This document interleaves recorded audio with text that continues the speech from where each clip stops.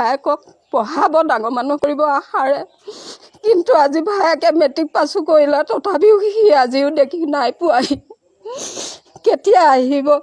আমি সেই অপেক্ষাতে জীয়াই আছো অপেক্ষা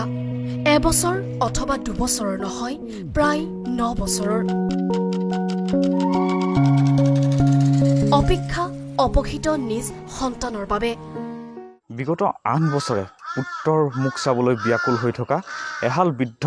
পিতৃ-মাতৃ কৰ্মসংস্থাপনৰ বাবে গৈ কাৰ্বি আংলঙত নিৰুদ্দেশ হৈছিল নগাঁৱৰ আইভিটিৰ হেমন্ত শইকীয়া নামৰ যুৱকজন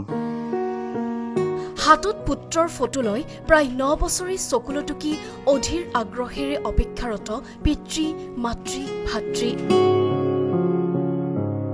2012 চনৰ 14 মাৰ্চত দৰিদ্ৰ পৰিয়ালটোৱে হেৰুৱাইছিল পুত্ৰ হেমন্ত শইকীয়াক পিতৃ-মাতৃৰ বাবে এমুঠি অন্নৰ যোগাৰ কৰিবলৈ ওলাই গৈছিল নগাঁও জিলা আৰু কাৰ্বি আংলং জিলাৰ সীমান্তৱৰ্তীৰ বালিজুৰ গাঁৱলৈ অসমৰ এগৰাকী প্ৰতিষ্ঠিত ঠিকাদাৰৰ লগত কামত নিয়োজিত আছিল হেমন্ত শইকীয়া কিন্তু অন্য দিনবোৰৰ দৰে নাছিল সেই দিনটো কিয় সেয়া শুনক পিতৃৰ মুখেৰে কাৰ্বি আংলং বালিজুৰিত পেট ভাতৰ কাৰণে ৰমেশ আগৰৱালা ঠিকাদাৰৰ লগত কামৰ বাবে ওলাই গৈছিলে আৰু যাওঁতেই অপহৰণ হ'ল কেপিএলটিয়ে ধৰি নিলে আমি ৰমেশ আগৰৱালাৰ লগত যোগাযোগ কৰিলোঁ ৰমেশ আগৰৱালাই ক'লে যে আপোনালোকে চিন্তা কৰিব নালাগে মোৰ টকা খেলা হৈ আছে তেওঁলোকে জাগা দিলেই টকা দিম ল'ৰা ওলাই আহিব এনে বুলি কৈ আজি 8 বছৰ পাৰ হৈ গ'ল আজিলৈকে কোনো উত্তৰ নাই কোনো সংভেদ নাই পুত্ৰ জীৱিত নে মৃত তাক লৈ সন্দিহান এই দুৰ্ভগীয়া পৰিয়ালটো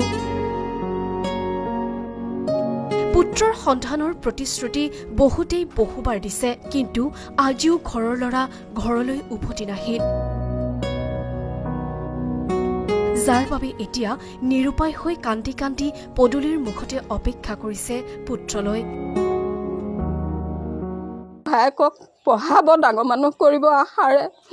কিন্তু আজি ভায়েকে মেট্ৰিক পাছো কৰিলে তথাপিও সি আজিও দেখি নাই পোৱাহি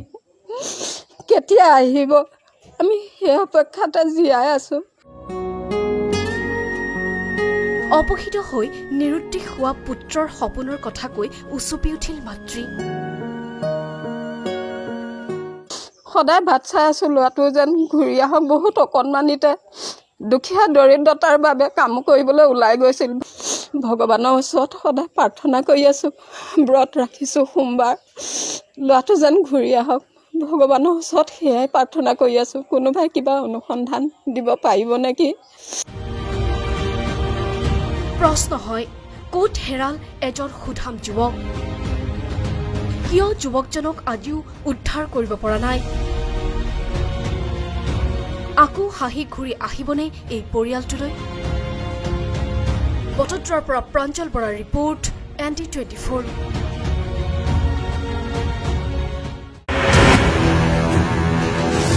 ND24